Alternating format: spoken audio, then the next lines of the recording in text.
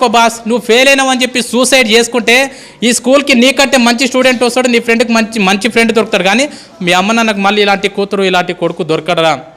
అందుకే ఒక్క విషయం బాగా గుర్తుపెట్టు.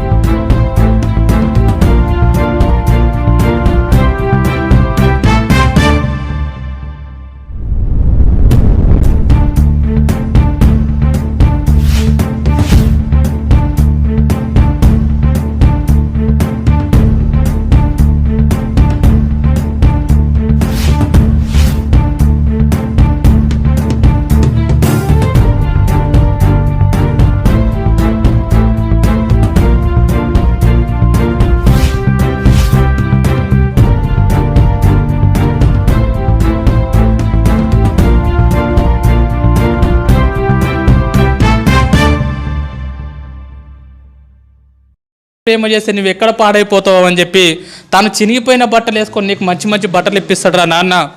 పాపం తను పరిగికో వికారాబాద్కో పంట మొత్తం తీసుకొని వచ్చిన తర్వాత పంట అమ్మిన తర్వాత ఒక 10,000 జేబులో పెట్టుకొని ఇంటికి వెళ్తూ ఉంటే మధ్యాహ్నం 3 అవుతూ ఉంటుంది, ఆకలి అవుతూ ఉంటుంది నాన్నకు బాగా. నాన్న తిందామని చెప్పి ఒక రెస్టారెంట్ ముందర నిలబడి లోపలికి పోయి బిర్యానీ ఎంత ఉందని చెప్పి చూస్తే 250 రూపాయలు ఉంటుంది. నాన్నకు ఆకలి అవుతూ ఉంటుంది, పేగులు మాడిపోతూ ఉంటాయి. అరే నేను ఈ పూట 250 రూపాయలు పెట్టి బిర్యానీ తింటే నా ఒక్కరి కడుపు నిండుతుంది, అదే ఇంటికి ఏమన్నా తీసుకుపోయినా అనుకో నా పిల్లలు కూడా హ్యాపీగా తింటారని చెప్పి తన కడుపు మార్చుకొని ఇంటికి మీ నాన్న వస్తాడు బాస్. రియల్గా మన నాన్న హీరో కదా.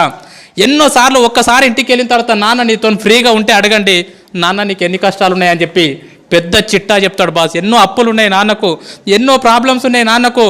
అమ్మ మీరు ఆడపిల్లలాగా పుట్టినరు, రియల్గా మీ అమ్మ నాన్నకు సెల్యూట్, మిమ్మల్ని చదివిపిస్తున్నారు. రియల్గా సెల్యూట్ వాళ్ళకి. ఎందుకంటే ఆడపిల్ల పుట్టిందని చెప్పి చాలామంది బాధపడుతూ ఉన్నారు. ఆడపిల్ల పుట్టినా సరే చదివిస్తున్నారు, రేపు పొద్దున నీ పెళ్ళి ఎట్లా చేయాలని చెప్పి ఇప్పటి నుంచి ఆలోచిస్తారమ్మ. పాపము నా కూతురికి ఎలాంటి భర్తను తీసుకురావాలి, ఎంత కట్నం ఇవ్వాలి, ఎంత బంగారం పోగు చేయాలని చెప్పి పాపం నాన్న పిచ్చోన్లాగా బయట నీ కోసం కష్టపడుతున్నాడు రా. ఈరోజు హ్యాపీగా ఇక్కడ నవ్వుకుంటా కూర్చున్నావు కదా, ఇంటికి వెళ్తే నాన్నని ముఖం మీద తిడుతున్నావు కదా, పెద్దగా అయిపోయినావు అని చెప్పి 10th క్లాస్కి వచ్చినావు అని చెప్పి. కానీ ఈ టైం మీ నాన్న గురించి ఆలోచన చేయి. ఎక్కడనో చేన్లో పని చేస్తున్నాడు పాపం, కూలి పని చేస్తున్నాడు పాపం, ఆటో నడిపిస్తున్నాడు పాపం. 365 రోజులు నీ కోసం పని చేసేటటువంటి కష్టపడేటటువంటి పిచ్చోడురా మీ నాన్న. మరి ఇంకో దేవత గురించి చెప్పున్నా, నిజంగా భగవంతుడు అనేవాడు ఉన్నాడో లేడో నాకైతే తెలియదు. కానీ 9 నెలలు మోసింది బాస్ అమ్మ మనని. కానీ ఇంటికి పోతే అమ్మకు మనం ఏమి ఇస్తున్నాం తెలుసా? నీకేం తెలియదు ఊకో, మాట్లాడక ఎక్కువ మాట్లాడక, నీకేం తెలుసు స్కూల్ గురించి, నీకేం తెలియదు ఊకో అని చెప్పి అమ్మని చీటికి మాటికి తిడుతున్నాం. రియల్గా గుండె మీద చేసుకొని చెప్పండి, అమ్మతో ప్రేమగా మాట్లాడి ఎన్ని రోజులు అయింది. చాలామంది పిల్లల్ని చూస్తూ ఉంటా నేను, వాళ్ళ అమ్మ నాన్న చనిపోయినప్పుడు ఎవరి జీవితంలో జరగొద్దా నేను అనుకుంటున్నా. కానీ ఖచ్చితంగా ఏదో ఒక రోజు మన అమ్మ మన నాన్న మనల్ని వదిలేసి వెళ్ళిపోతారా. ఎందుకంటే పెద్దగా అవుతూ ఉంటారు, వయసు ఎక్కువ అవుతూ ఉంటుంది. కాబట్టి ఏదో ఒక రోజు మన అమ్మ మన నాన్న మనల్ని వదిలేసి వెళ్ళిపోతారు. అమ్మ నాన్న లేని వాళ్ళని అడగండి, వాళ్ళ విలువ ఏందో చెప్తారు. నాన్న లేని వాళ్ళు ఎవరున్నారా ఇక్కడ, వాళ్ళని అడగండి నాన్న లేని జీవితం ఎంత ఘోరంగా ఉంటుందో. నాన్న లేని వాళ్ళని అడగండి, ఎవరైనా పిల్లల్ని వాళ్ళ నాన్న దొరకపోతే వాళ్ళకి అనిపిస్తుంది, అరే మా నాన్న ఉంటే ఇట్లా తీసుకుపోతుండేనేమో, మా నాన్న ఉంటే స్కూల్కి వస్తుండేనేమో నా గురించి అని చెప్పి చాలా బాధ అనిపిస్తుంది. మరి ఈ రకంగా ఒక తల్లి 9 నెలలు మోస్తుంది మీ అమ్మని ఇంటికి పోతే మనం చీటికి మాటికి తిడతా ఉన్నాం, చీటికి మాటికి కసురుకుంటా ఉన్నాం, నీకేం తెలియదు అంటున్నాం. 9 నెలలు కడుపులో మోసేటప్పుడు ఎన్నో హాస్పిటళ్ళు తిరిగింది, ఎన్నో గుడులు తిరిగింది, ఎన్నో మందులు మింగింది, తనకు ఇష్టం లేని ఫుడ్ తీసుకున్నది అమ్మ. స్కూల్కి వెళ్ళేటప్పుడు బ్యాగ్ బరువు అయితే మన ఫ్రెండ్కి ఇస్తాం పట్టుకోరకో సేపు అని చెప్పి, కానీ లోపల 2 కిలోల బరువును లోపల పెట్టుకొని 9 నెలలు మోసిందిరా మీ అమ్మ. ఆడపిల్లవో తెలియదు, మగపిల్లగాడవో తెలియదు, అందంగా ఉన్నవో తెలియదు, వికారంగా ఉన్నవో తెలియదు, పుట్టిన తర్వాత వాళ్ళని చూసుకుంటావో తెలియదు, చూసుకోవో తెలియదు. కడుపులో ఉన్నప్పుడు ప్రతిరోజు మురిసిపోయింది, నా కొడుకు ఇట్లుంటాడేమో, నా కూతురు ఇట్లుంటుందేమో అని చెప్పి. 8 నెలల టైం లోపల నువ్వు ఆడుతూ ఉంటే అమ్మ పేగుని గట్టిగా తన్నినప్పుడు విపరీతమైనటువంటి నొప్పి. లేచి ఒక్కసారి కన్నీళ్లు దూడ్చుకొని పక్కకు నాన్న ఉంటే నాన్న నిద్రలకి లేపి లోపల బాబా ఆడుకుంటున్నారు తెలుసా, లోపల పాప ఆడుకుంటుంది తెలుసా అని చెప్పి మురిసిపోయిందిరా మీ అమ్మ. 9 నెలలు నిన్ను మోసిన తర్వాత ఈ ప్రపంచం లోపలికి నిన్ను తీసుకొచ్చేటప్పుడు మీ అమ్మ నిన్ను ఈ ప్రపంచం లోపలికి ఎట్లా తీసుకొస్తుంది తెలుసా? 2 రకాలుగా తీసుకొస్తుంది బాస్. ఒకటి caesarean delivery, 2 normal delivery. Caesarean delivery అంటే ఏందో తెలుసా బాస్? రియల్గా నా జీవితంలో నేను డిగ్రీలో ఉన్నప్పుడు నాకు అపెండిక్స్ ఆపరేషన్ అయింది. 3 కుట్లు పడితే 3 నెలలు ఇబ్బంది పడ్డా. నేను 3 కుట్లకు 3 నెలలు ఇబ్బంది పడ్డా. సిజేరియన్ డెలివరీ అంటే తల్లి తన కడుపును మొత్తం కోయించుకొని నిన్ను ఈ ప్రపంచం లోపలికి తీసుకొస్తుందిరా. డాక్టర్ అంటాడు, అమ్మ నీ కడుపు మొత్తం కోసి బిడ్డను బయటికి తీయాలంటే ఇప్పటి వరకు ఏ తల్లి కూడా నాకేం కావద్దు అని చెప్పి ఏ తల్లి చెప్పలే. డాక్టర్ ఏమైనా పర్లేదు, కడుపులో ఉన్న బిడ్డకి ఏం కావద్దు డాక్టర్ అని చెప్పినటువంటి గొప్ప దేవతరా మీ అమ్మ. ఆ రకంగా ఆ రకంగా నీకు సిజేరియన్ డెలివరీ ద్వారా నీకు జన్మనిచ్చింది మీ అమ్మ. సిజేరియన్ డెలివరీ కాకుండా నార్మల్ డెలివరీ, మ్యాక్సిమం మీ తల్లులు నీకు ఎక్కువ నార్మల్ డెలివరీ ఇచ్చి ఉంటారు. నార్మల్ డెలివరీ అంటే ఏం తెలుసా? ఒక్కసారి ప్లీజ్ అందరు ఇట్లా గిల్లుకోండి, ఒక్కసారి ప్లీజ్ గిల్లుకోండి అందరు, ఒకసారి కంపల్సరీ గిల్లుకోవాలి అందరు. గిల్లుకున్నారా? ఇప్పుడు గిల్లుకుంటే మీకు ఒక నొప్పి వచ్చింది కదా, పెయిన్. ఆ పెయిన్ని దేంట్లో కొలుస్తారంటే డెల్స్లో కొలుస్తారు. ఇప్పుడు నీకు అయినటువంటి పెయిన్ ఎంత అంటే 0.01 డెల్. 0.01 డెల్కి అబ్బా అంటున్నావు. నేను వచ్చి నీకు గట్టిగా తొడపాశం పెడితే అది ఎంత ఉంటుంది అంటే 0.1 డెల్ ఉంటుంది. 0.1 డెల్కే తల్లడిల్లిపోతున్నావు అబ్బా అంటున్నావు. కానీ 9 నెలలు నిన్ను మోసి నిన్ను ఈ ప్రపంచం లోపలికి తీసుకొచ్చేటప్పుడు మీ అమ్మ ఎంత నొప్పి భరిస్తుంది తెలుసా బాస్? 57 డెల్స్ నొప్పిని భరిస్తుందిరా. 57 డెల్స్ నొప్పిని భరిస్తుంది బాస్. 57 డెల్స్ నొప్పి అంటే ఎంతో నీకు అర్థం కాదు. 20 సుత్తెలు తీసుకొని ఒక్కసారి వెన్నెముక మీద ధన ధన ధన కొడితే ఎంత నొప్పి, అంత నొప్పిని భరించింది అమ్మ.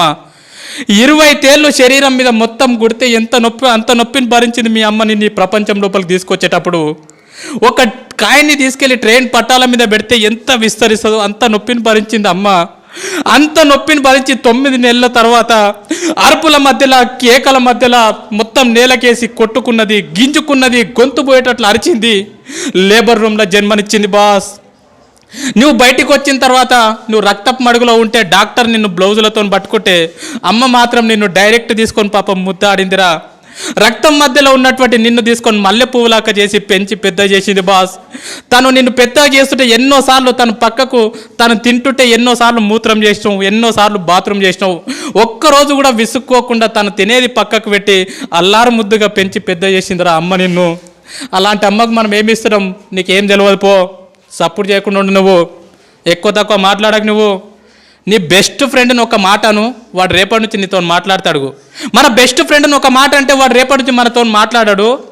మరి అమ్మని రోజు అన్ని మాటలు అంటున్నా కూడా ఎట్లా భరిస్తుంది ఒకసారి ఆలోచన చేయండి. ఎన్ని మాటలు అన్నా కూడా, నువ్వు ఎన్ని బాధలు పెట్టినా కూడా ఈ ప్రపంచం లోపల మళ్ళీ నిన్ను అంతే ప్రేమగా చూసే దేవత ఎవరంటే మీ అమ్మనే బాస్, మీ అమ్మనే బాస్. ఎందుకంటే చాలామంది పిల్లల్ని బయట నేను చూస్తూ ఉన్నా, అమ్మ నాన్న ఉన్నప్పుడు వాళ్ళని పట్టించుకోరు. వాళ్ళు చచ్చిపోయిన తర్వాత ఇక తీసుకుపోయేటప్పుడు అక్కడ పాతి పెట్టేటప్పుడు వాళ్ళ కాళ్ళని పాలతో కడుక్కుంటా, నెయ్యితో కడుక్కుంటా, నీళ్ళతో కడుక్కుంటా, అమ్మ నువ్వు అంటే నాకు ఇష్టం అమ్మా, ఐ లవ్ యూ అమ్మ, ఐ లవ్ యూ నాన్న అని చెప్పి వాళ్ళు చచ్చిపోయిన తర్వాత గొంతు చించుకొని అరుస్తూ ఉంటారు, నువ్వు అంటే నాకు ఇష్టం అమ్మా అని చెప్పి. వాళ్ళు చచ్చిపోయిన తర్వాత నువ్వు చూస్తే, నువ్వు ఏడిస్తే వాళ్ళకి తెలుస్తుందా? చచ్చిపోయిన తర్వాత అమ్మా నువ్వు నాకు అంటే ఇష్టం అంటే వింటదా? చచ్చిపోయిన తర్వాత వింటారా బాస్? చచ్చిపోలేదు కదా, బతికే ఉన్నారు కదా, మీకోసం 365 రోజులు కష్టపడుతున్నారు కదా. ఈరోజు ఇంటికి వెళ్ళిన తర్వాత చెప్పండి, అమ్మ నువ్వు అంటే నాకు చాలా ఇష్టం అమ్మా, నన్ను ఎట్లా కన్నావమ్మా, అసలు నేను ఎంత లక్కీ అమ్మా, నా కోసం ఎంత కష్టపడుతున్నావు అమ్మా అని చెప్పి. అమ్మకి ఎన్నిసార్లు థ్యాంక్స్ చెప్తున్నారు, ఎవరు చెప్పట్లే అమ్మకి థ్యాంక్స్. అమ్మకి నువ్వు థ్యాంక్స్ అని చెప్తే కూడా అర్థం కాదు. మరి మన కోసం ఇంత కష్టపడి మనని ఈ ప్రపంచం లోపలికి తీసుకొచ్చినటువంటి మన అమ్మ నాన్నని మనం సంతోషపెట్టాలంటే మనం చేయాల్సినటువంటి చిన్న పని మంచిగా చదువుకోవడమే. నువ్వు ఈరోజు మంచిగా చదువుకొని అన్ని పాస్గా ఇదే టీచర్లు మీ ఊరికి వచ్చినప్పుడు అబ్బా నీ కొడుకు బాగా పాస్ అయింది అమ్మ, నీ కూతురు బాగా పాస్ అయిందంటే ఆ నొప్పిని మొత్తం మర్చిపోతుందిరా అమ్మ. అరే నా కొడుక నా కూతురు అరే సారులు గొప్ప చెప్పిరా అని చెప్పి. ఆల్రెడీ అమ్మ కడుపు కోతబెట్టి ఈ ప్రపంచం లోపలికి వచ్చినాం. రేపు పొద్దున కాలేజ్ చేస్తుంటేనో ఇంకేదో చేస్తుంటేనో ఎవరో పరిచయం అయ్యారని చెప్పి ముఖం తెలియని వాళ్ళతో ఇంట్లోకి వెళ్ళిపోయి అమ్మ నాన్న గుండెల మీద దాన్ని వెళ్ళిపోవద్దురా. ఎంతమందిని చూస్తున్నాం బయట, యూట్యూబ్లో చూస్తున్నాం, దాంట్లో దీంట్లో చూస్తున్నాం. ఎవరో ముఖం తెలియనోడు పరిచయం అయితే 2 సంవత్సరాల పరిచయానికి అమ్మ నాన్నని కాదంటున్నారు. వద్దుపో మీరు వద్దు నాకు వీడే కావాలి. ఎంత బాధ ఉంటుంది పాపం. 9 నెలలు మోసి అంత నొప్పి భరించి ఈ ప్రపంచంలోకి తీసుకొచ్చినటువంటి ఒక కూతురు నువ్వు వద్దుపో నాకు వీడు కావాలని చెప్పి గుండెల మీద తన్ని వెళ్ళిపోతుందంటే ఆ తల్లిదండ్రులకు ఎంత బాధ ఉంటుందో ఆలోచన చేయండి. నా నంబర్ 1 స్కూల్లో చదువుతున్నటువంటి ప్రతి అమ్మాయికి ప్రతి అబ్బాయికి చేతులు ఎత్తి నమస్కరించి చెప్తున్నా, జీవితంలో మీ పెళ్లి చేసే అదృష్టం మీ అమ్మ నాన్నకి ఇవ్వండిరా. మీ పెళ్లి చేసే అదృష్టం మీ అమ్మ నాన్నకి ఇవ్వండి. రేపు పొద్దున మీ పెళ్లి చేసే టైంకి ఊరు తిరగాలి నీకోసం, నా కూతురుకు అబ్బాయి కావాలని చెప్పి, నా కొడుకుకు అమ్మాయి కావాలని చెప్పి ఊరు తిరగాలి. అంతేగాని ముఖం తెలియనుతో నువ్వు వద్దు అని చెప్పి అమ్మ నాన్నను వదిలేసి మాత్రం వెళ్ళిపోకండి. అమ్మ నన్ను వదిలేసి వెళ్ళిపోయినాం అనుకో బాస్, వేస్ట్. నన్ను అడిగితే చాలా వేస్ట్. ఎంతోమంది చేస్తూ ఉన్నారు బయట, వాళ్ళకి తెలియదు ఇంపార్టెన్స్. సరే ఈ ఎగ్జామ్లో బాగా కష్టపడతాం, చదువుకుంటాం, ఇంట్రెస్ట్ పెట్టి ఈ ఫైర్ నీకు అర్థమైంది. ఇన్ కేస్ నువ్వు ఎంత కష్టపడి చదువుకున్నా రేపు పొద్దున యాన్యువల్ ఎగ్జామ్ అప్పుడు నీ హెల్త్ బాగాలేకనో సంథింగ్ ఏదో ఫెయిల్ అవుతావు. ఒక్కొక్కసారి ఫెయిల్ అవుతాం. ఫెయిల్ అయితే వేస్టా? కాదు. మరి మా 10 పాయింట్స్ తెచ్చుకోమన్నాక తెచ్చుకోండి, మ్యాక్సిమం ప్రయత్నం చేయండి. అనుకోకుండా కనుక ఫెయిల్ అయినారనుకో దయచేసి చెప్తున్నా మన లైఫ్లో సూసైడ్ అనే మాట ఉండొద్దు. సూసైడ్ చేసుకోవద్దు. ఎందుకంటే మనం చచ్చిపోయినాం అనుకో బాస్, నువ్వు ఫెయిల్ అయినావని చెప్పి సూసైడ్ చేసుకుంటే ఈ స్కూల్కి నీకంటే మంచి స్టూడెంట్ వస్తాడు, నీ ఫ్రెండ్కి మంచి ఫ్రెండ్ దొరుకుతాడు. కానీ మీ అమ్మ నాన్నకు మళ్ళీ ఇలాంటి కూతురు ఇలాంటి కొడుకు దొరకడరా. అందుకే ఒక్క విషయం బాగా గుర్తుపెట్టుకోండి, లైఫ్లో ఎన్ని కష్టాలు వస్తే ఫ్యూచర్ అంత బాగుంటుంది, లైఫ్లో ఎన్ని ప్రాబ్లమ్స్ వస్తే నీ భవిష్యత్ అంత బాగుంటుంది. చాలామంది పిల్లలు అంటారు, సార్ మా ఇంట్లో ఫుల్ ప్రాబ్లమ్స్ ఉన్నాయి సార్, అసలు వేస్ట్ సార్ అంటారు. మనము హాస్పిటల్కి వెళ్ళినప్పుడు, హార్ట్ హాస్పిటల్కి వెళ్ళినప్పుడు ఈసీజీ తీస్తారు కదా, ఈసీజీ తీసినప్పుడు ఇట్లా వస్తుంది, అది లైన్ చూసిరా సినిమాలో చూపిస్తారు, టొయ్ టొయ్ టొయ్ టొయ్ అని వస్తుంది. అట్లా రాకుండా టొయ్ అని వచ్చిందంటే దాని అర్థం ఏంది? చచ్చిపోయిండని అర్థం. మిత్రమా, నీ జీవితం లోపల కూడా కష్టాలు లేకుండా కన్నీళ్ళు లేకుండా జీవితం ఇట్లా సాపిగా సాగిపోతుందంటే నువ్వు చచ్చిపోయినటువంటి శవంతో సమానం. నీ జీవితం లోపల కూడా కష్టాలు వస్తున్నాయి, సుఖాలు వస్తున్నాయి, కన్నీళ్ళు వస్తున్నాయి, ఒడిదుడుకులు వస్తున్నాయి, ఫెయిల్ అవుతున్నాం, పాస్ అవుతున్నాం అంటే నువ్వు బతికున్నావని అర్థం మిత్రమా, బతికున్నావని అర్థము, బతికున్నావని అర్థం. స్వామి వివేకానంద అంటాడు, కెరటాలు నాకు ఆదర్శం, పైకి లేస్తున్నందుకు కాదు, కింద పడ్డ ప్రతిసారి పైకి లేస్తున్నందుకు. ఎన్నిసార్లు ఫెయిల్ అవుతున్నాం అనేది ఇంపార్టెంట్ కాదు, ఫెయిల్ అయిన ప్రతిసారి మళ్ళీ పాస్ కావడానికి ప్రయత్నం చేస్తున్నామా లేదా అనేది ఇంపార్టెంట్. 10 సార్లు ఫెయిల్ అయినా సరే 11వసారి ప్రయత్నం చేయండి, అదే నిజమైనటువంటి చదువు. నన్ను అడిగితే ఫెయిల్ అయితే బాధపడొద్దు, సబ్జెక్ట్ పోతే బాధపడొద్దు. ఎందుకంటే జీవితం అనేది చాలా నేర్పుతుంది. అడగండి మీ టీచర్లను, ఎప్పుడన్నా ఫ్రీగా ఉన్నప్పుడు, సార్ మీరు ఎప్పుడన్నా ఫెయిల్ అయినరా? ఖచ్చితంగా ఏదో ఒక దగ్గర ఫెయిల్ అయినామని చెప్తారు వాళ్ళు, ఖచ్చితంగా ఫెయిల్ అయినరు. సపోజ్ ఫర్ ఎగ్జాంపుల్ చూడండి, 10th క్లాస్ ఫెయిల్ కాలే పోయినావు, ఇంకో విషయం చెప్తాం, పాస్ అయినోడు ఒకటేసారి రాస్తాడు ఎగ్జామ్, ఫెయిల్ అయినోడికి 2 సార్లు ఛాన్స్ ఉంటుంది రాసేది, అవునా కదా?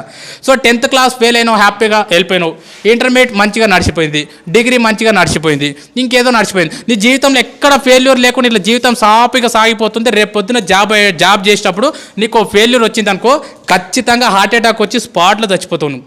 ఎందుకంటే నీకు ఫెయిల్యూర్ అంటే తెలియదు, ఓటం అంటే తెలియదు. అందుకే నేనేం చెప్తానంటే చాలామంది పిల్లలకు ఆటలు ఆడమని చెప్తాం. ఆటలు ఆడడం అనేది ప్రైవేట్ స్కూల్లో ఏడుంటుంది మిత్రమా, ఇలాంటి గవర్నమెంట్ స్కూళ్ళలో మాత్రం ఉంటుంది. ఏ స్కూల్కు గ్రౌండ్ ఉన్నా చూడండి, ఏ స్కూల్కు గ్రౌండ్ లేకుంటుంది. ఆటలు ఆడితే ఏమవుతుందంటే, మనం కబడ్డీ ఆడినాం అనుకో, ఓడిపోతే ఏమంటాం, అరే మళ్ళీ ఆడదాంరా, మళ్ళీ ఆడదామారా, ఓయ్ మళ్ళీ ఆడదామా, ఎంత స్పిరిట్ ఉంటుంది తెలుసా.